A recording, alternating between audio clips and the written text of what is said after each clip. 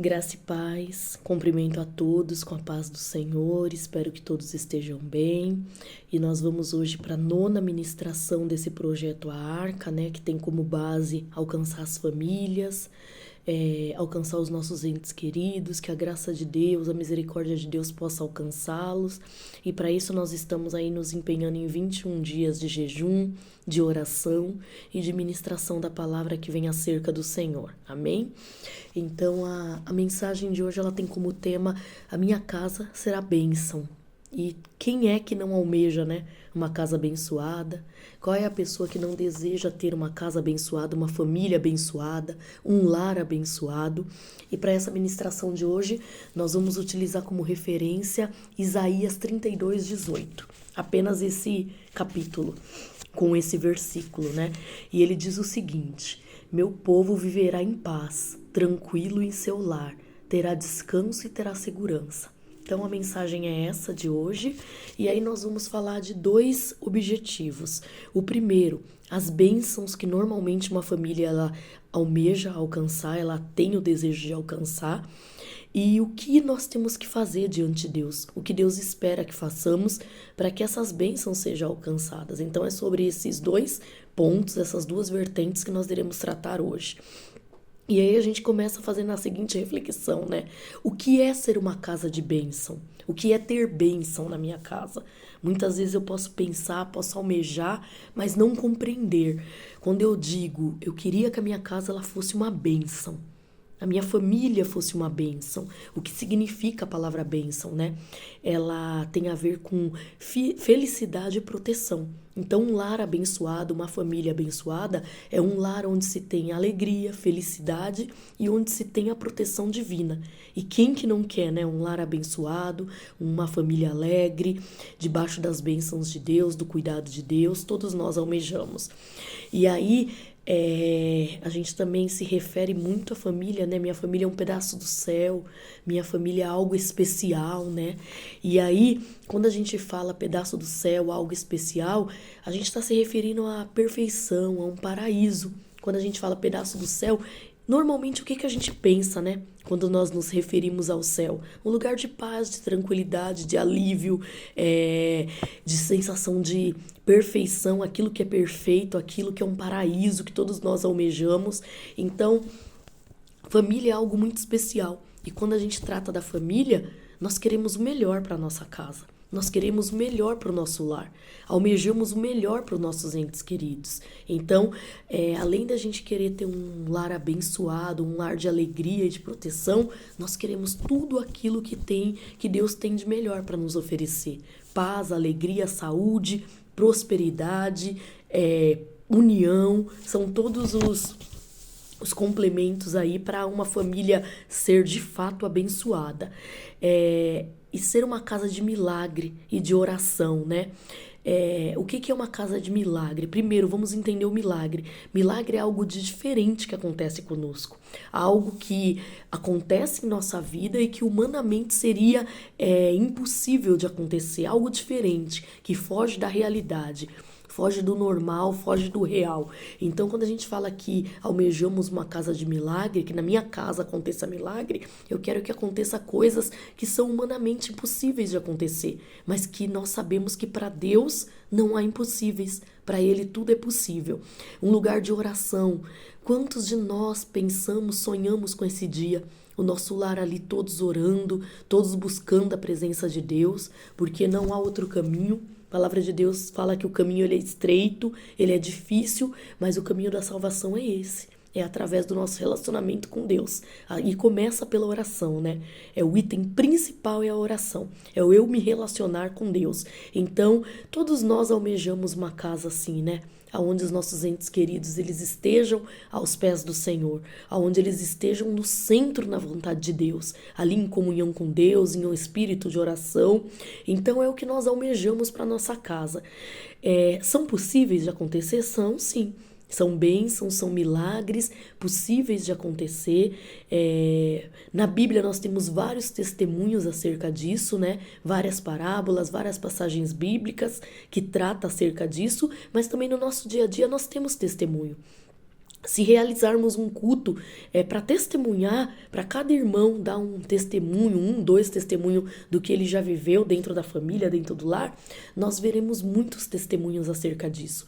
Da casa se transformar num lugar de milagre, da casa ter se transformado num lugar de oração, da casa parecer um pedaço do céu, ali é um paraíso, é onde você almeja estar todos os dias, em todos os momentos, né? E é uma casa abençoada, é uma casa que tem alegria, que tem felicidade, que tem a proteção de Deus, independente das adversidades, independente do que cada pessoa venha a sofrer.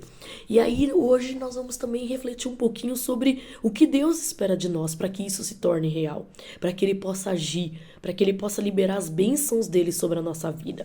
E aí o primeiro item que nós elencamos aqui é o adoração.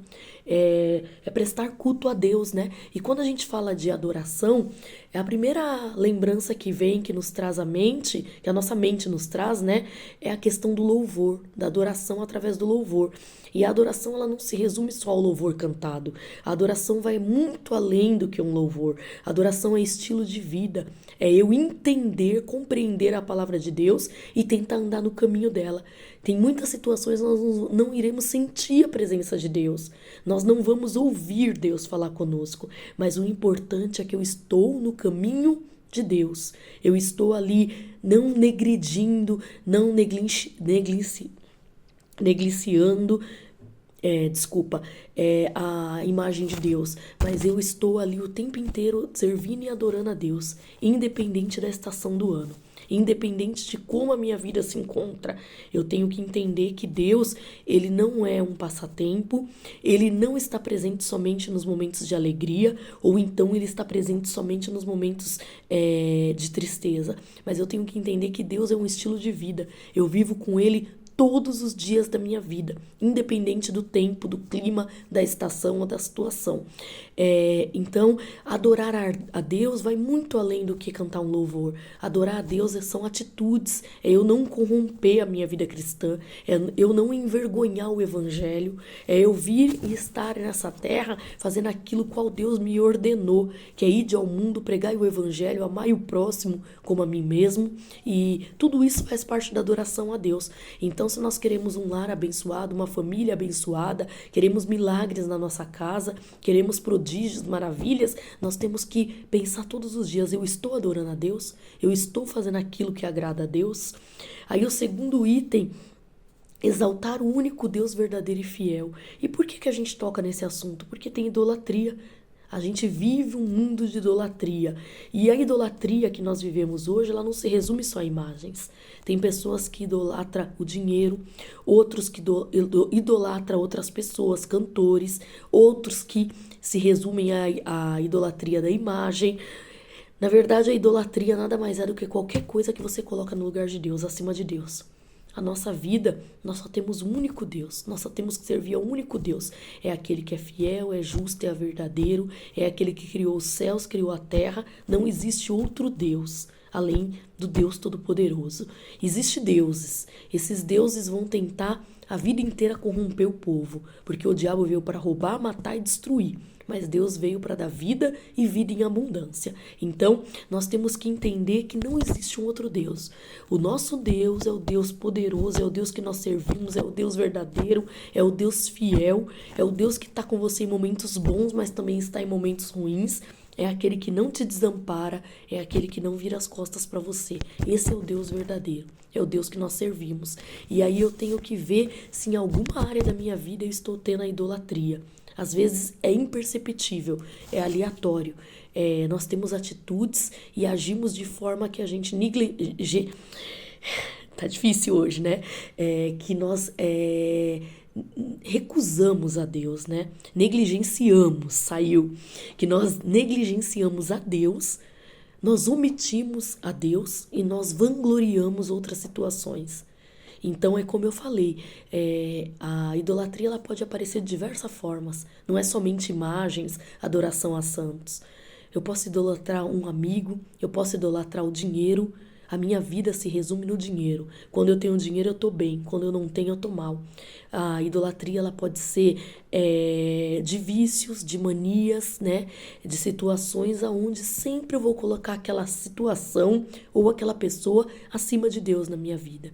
E acima de Deus não existe ninguém na minha vida. Deus tem que estar no topo. Deus tem que ser o primeiro, o único na nossa vida.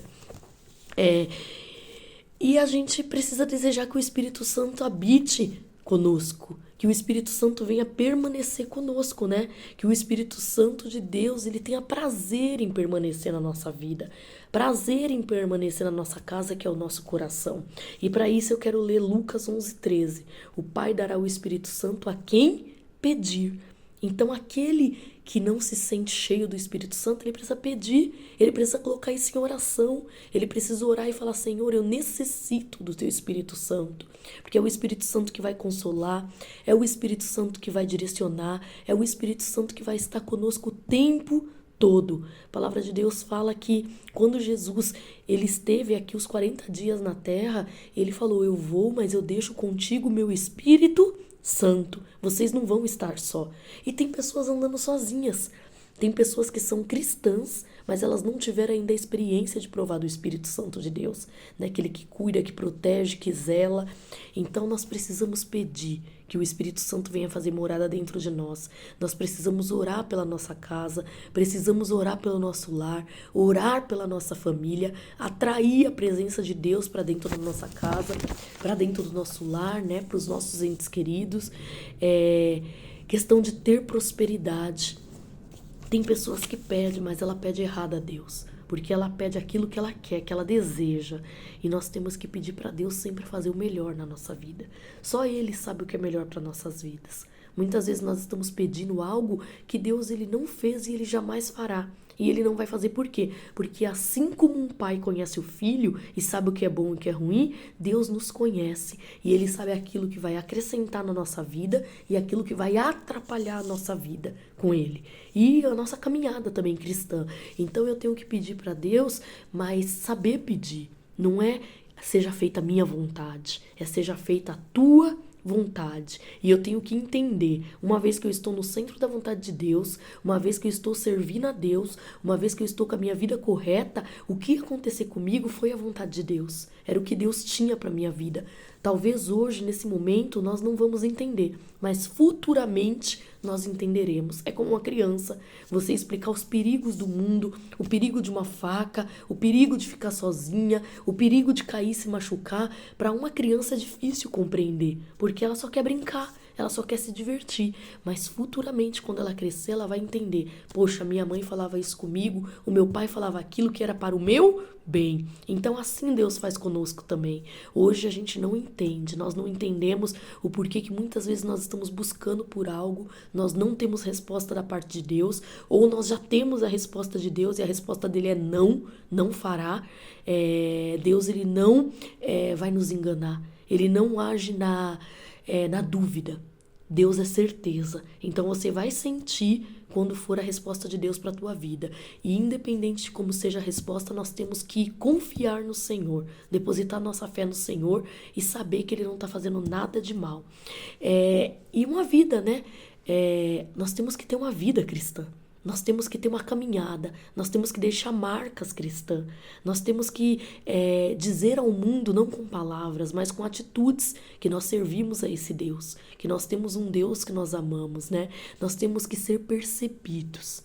Eu não preciso nem abrir minha boca em determinados momentos se eu tiver uma atitude certa, se eu tiver uma atitude notável. Então, o cristão precisa ser percebido, ele precisa fazer acontecer. Tem coisas na vida que ele vai precisar fazer acontecer, desenrolar certas situações, ter atitude em certos momentos, porque a palavra de Deus ela bem fala que a fé sem ação ela é uma fé morta e a vida tem que estar em movimento. A vida de um cristão tem que se movimentar, mas nós temos que saber discernir bem para que lado se movimentar, para o lado do bem ou para o lado do mal. Então nós temos que fazer escolhas, nós fazemos escolhas todos os dias, mas o importante é o cristão estar em constante movimento. E é sobre isso que Deus trata conosco, né? Nós temos que ter uma vida no altar de Deus. Muitas vezes nós estamos pedindo, mas nós não estamos sendo alcançados. Nós não estamos vendo as bênçãos de Deus nos alcançar, chegar na nossa vida, abençoar a nossa família. E por quê? Porque de um lado eu sei o que é bom, o que seria bom para minha família, mas de outro eu estou deixando lacunas abertas. E mais uma vez a gente cita sobre as lacunas. São buracos, são brechas por onde o inimigo vai passar. Ele vai entrar e ele vai fazer morada. Então, o primeiro item, eu tenho que fechar as brechas. Ver aonde tem brecha e ir lá e fechar. E organizar minha vida, ter uma vida de temor a Deus, ter uma vida de santidade a Deus, ter uma vida de comunhão com Deus, né? E aí nós temos que pedir, né, para Jesus fazer da nossa vida dele.